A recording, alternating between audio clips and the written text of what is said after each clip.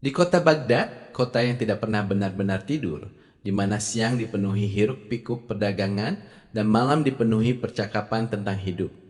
Ada satu hal yang tidak pernah berubah. Manusia selalu mencari sesuatu yang lebih besar dari dirinya sendiri. Namun, tidak semua pencarian berakhir pada keyakinan. Sebagian justru berakhir pada penolakan. Dan di suatu sore, ketika matahari mulai turun perlahan dan bayangan manusia memanjang di tanah, terdengar sebuah suara, keras, tajam, dan penuh ejekan.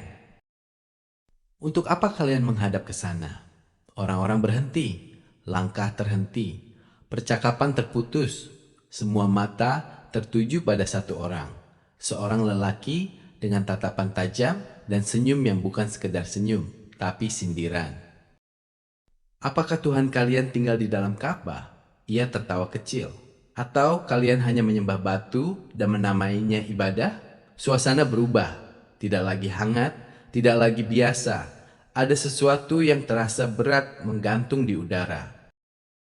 Sebagian orang menunduk, sebagian mengepalkan tangan, ada yang ingin menjawab tapi tidak tahu harus mulai dari mana. Karena pertanyaan itu bukan sekedar pertanyaan, itu adalah serangan. Dan serangan itu tidak ditujukan ke bangunan, tapi ke keyakinan. Di tengah kerumunan, seseorang berbisik pelan, hampir tak terdengar. Panggil Abu Nawas. Nama itu tidak keras, tapi cukup untuk membuat harapan muncul. Karena semua orang tahu, jika ada yang bisa menjawab tanpa marah, tanpa emosi, tapi tetap menghantam, itu adalah dia. Tak lama, seorang lelaki datang. Langkahnya biasa saja, tidak tergesa, tidak pula dibuat-buat. Namun anehnya, semakin ia mendekat, suasana justru menjadi lebih tenang. Seolah-olah angin pun ikut merendahkan suaranya. Itulah Abu Nawas. Bukan karena pakaiannya yang istimewa, bukan karena suaranya yang keras, tapi karena cara ia membawa dirinya. Abu Nawas berhenti di depan lelaki itu. Ia tidak langsung bicara, ia hanya melihat. Melihat wajahnya, melihat matanya, melihat sesuatu yang tidak semua orang bisa lihat. Luka yang disembunyikan oleh kesombongan. Wahai saudaraku, ucap Abu Nawas pelan, aku mendengar engkau berbicara tentang Ka'bah. Lelaki itu tersenyum, namun senyum itu tidak hangat. Itu bukan pembicaraan, katanya. Itu kenyataan. Ia melangkah sedikit mendekat. Kalian menyembah arah. Kalian menghadap batu. Kalian mengaku berakal, tapi mengikuti sesuatu tanpa berpikir. Abu Nawas tidak langsung menjawab. Ia diam, 1 detik, 2 detik, 3 detik. Ia membiarkan kata-kata itu jatuh dan meresap, bukan ke telinga, tapi ke suasana. Bolehkah aku bertanya? Kata Abu Nawas. Silakan, jawab lelaki itu cepat. Apakah engkau percaya Tuhan itu ada? Lelaki itu tertawa kecil. Tentu tidak. Kenapa? Karena aku tidak pernah melihatnya. Abu Nawas mengangguk pelan. Baik, ia menunduk sebentar seolah memilih kata, lalu berkata, apakah engkau melihat akalmu? Lelaki itu terdiam. Tidak. Apakah engkau melihat pikiranmu? Tidak. Apakah engkau melihat perasaanmu? Tidak. Abu Nawas menatapnya. Lalu apakah semua itu tidak ada? Lelaki itu mulai kehilangan ritme. Ada? Bagaimana engkau tahu? Karena aku merasakannya. Abu Nawas tersenyum tipis. Nah, ia berhenti memberi jeda. Bukankah itu cukup untuk mulai memahami bahwa tidak semua yang ada harus terlihat? Tidak semua yang nyata tampak, dan tidak semua yang tampak adalah nyata. Kalimat itu sederhana, tapi jatuhnya berat. Lelaki itu mulai gelisah, tapi tetap saja, katanya. Ia menunjuk ke arah kiblat. Itu Ka'bah, itu bangunan, itu batu. Kenapa harus ke sana? Abu Nawas menunduk, mengambil sebatang kayu, lalu menggambar perlahan.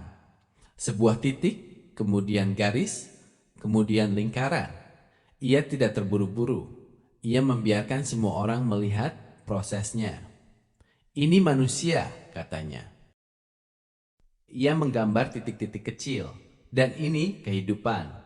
Ia membuat garis acak. Jika setiap manusia berjalan sendiri, ia tarik garis ke segala arah, tanpa arah, tanpa tujuan, tanpa titik temu. Ia berhenti, lalu menatap lelaki itu. Menurutmu, apa yang akan terjadi? Angin berhembus pelan. Debu-debu tipis mulai menutupi gambar di tanah. Namun garis itu masih terlihat jelas. Abu Nawas tidak langsung menjawab. Ia justru membiarkan pertanyaannya menggantung. Menurutmu, apa yang akan terjadi? Ulangnya pelan. Lelaki itu menarik napas. Mereka akan tersesat. Kenapa? Tanya Abu Nawas lagi. Karena tidak ada arah. Abu Nawas mengangguk. Perlahan, sangat perlahan. Dan sekarang kau bertanya, kenapa manusia diberi arah dalam ibadah? Suasana hening. Tidak ada yang berbicara. Hanya suara kain yang tertiup angin dan langkah orang-orang yang mulai melambat agar bisa mendengar lebih jelas. Abu Nawas menghapus bagian garis itu, lalu menyisakan satu titik. Ini, katanya, bukan Tuhan. Ia menatap lelaki itu. Ini hanya arah. Ka'bah, lanjutnya pelan, tidak pernah meminta untuk disembah, dan Tuhan tidak pernah tinggal di dalamnya. Ia berhenti, memberi ruang agar kalimat itu benar-benar masuk. Ka'bah hanya menjadi tempat di mana manusia belajar untuk tidak berjalan sendiri-sendiri. Lelaki itu mulai kehilangan senyum sinisnya, namun egonya belum runtuh. Kalau begitu, katanya agak pelan, kenapa tidak bebas saja? Kenapa tidak setiap orang berdoa ke arah manapun yang dia mau? Ia melangkah maju. Kalau Tuhan memang ada di mana-mana, kenapa harus dibatasi dengan satu arah? Abu Nawas tersenyum tipis. Baik. Ia mengangkat kepalanya, menatap langit sejenak, lalu kembali menatap lelaki itu. Aku akan menjawab, tapi bukan dengan membantahmu, melainkan dengan mengajakmu berpikir.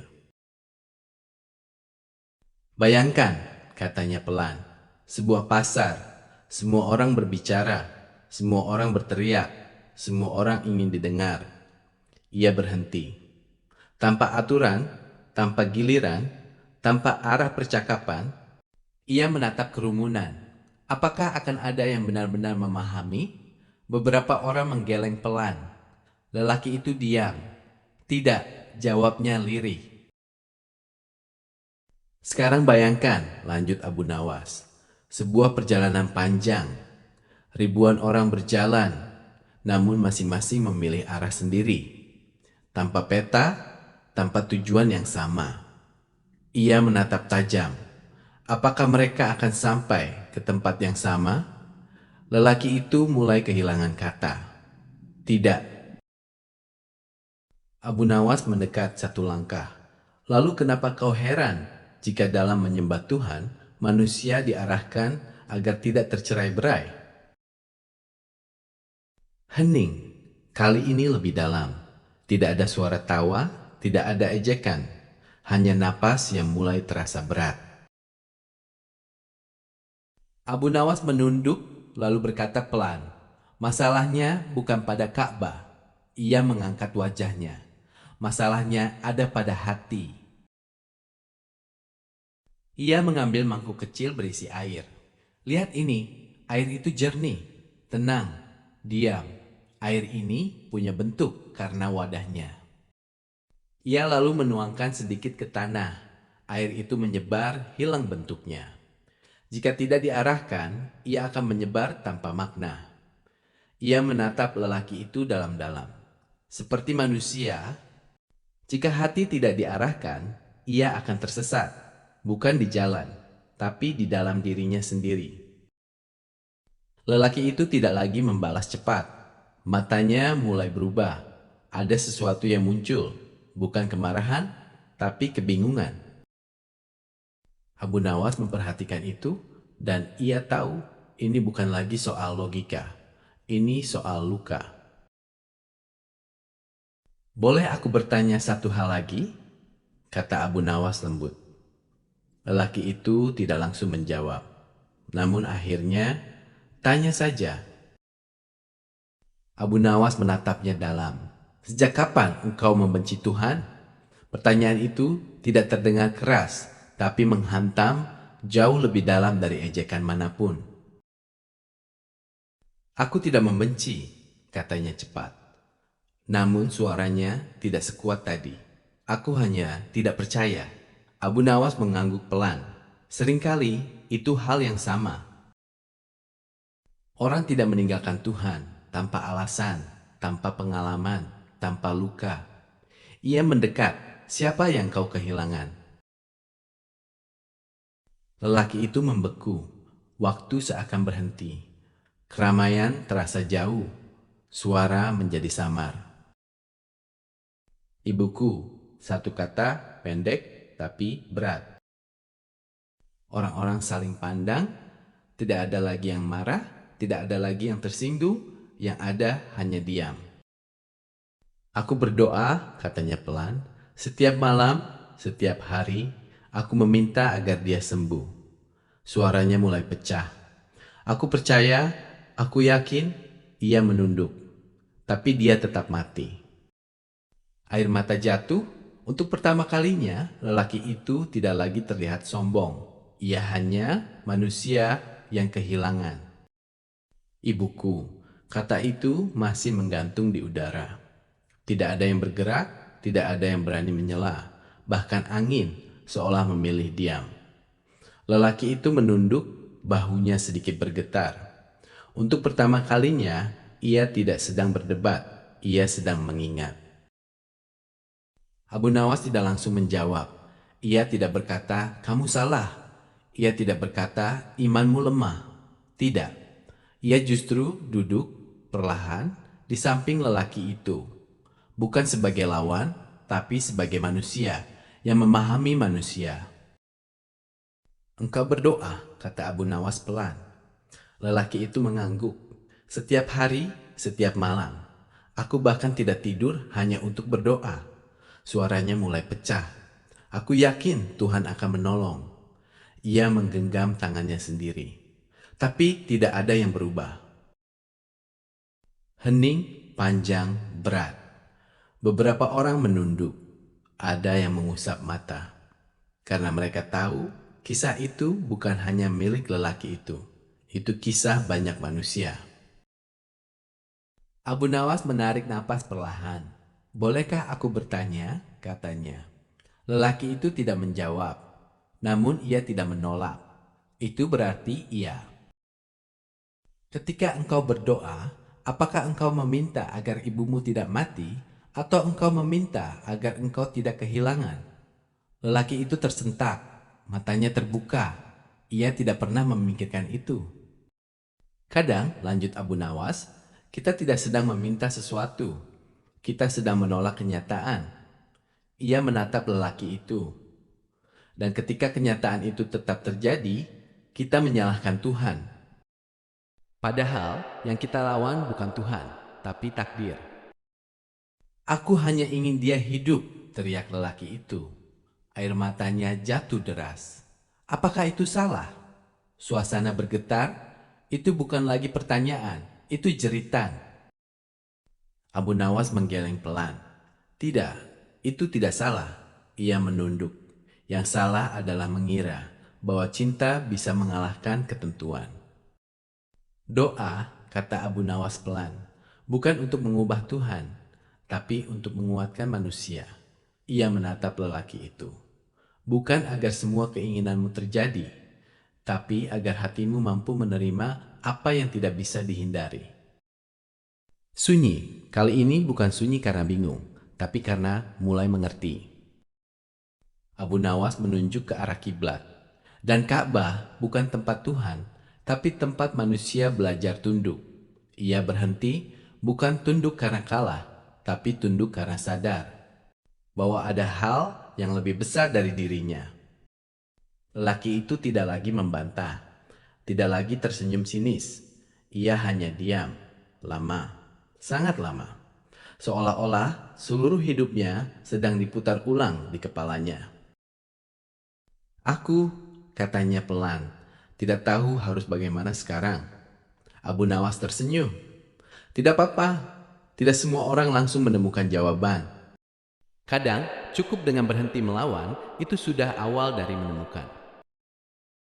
Abu Nawas berdiri, ia tidak menunggu jawaban. Ia tidak meminta pengakuan. Ia hanya berjalan. Perlahan meninggalkan kerumunan, meninggalkan perdebatan, meninggalkan sesuatu yang jauh lebih penting dari kemenangan. Dan sore itu, tidak ada yang benar-benar menang, tidak ada yang benar-benar kalah. Namun ada sesuatu yang berubah perlahan diam-diam di dalam hati manusia. Karena pada akhirnya, yang paling sulit bukan menemukan Tuhan, tapi mengalahkan ego yang membuat kita menolaknya.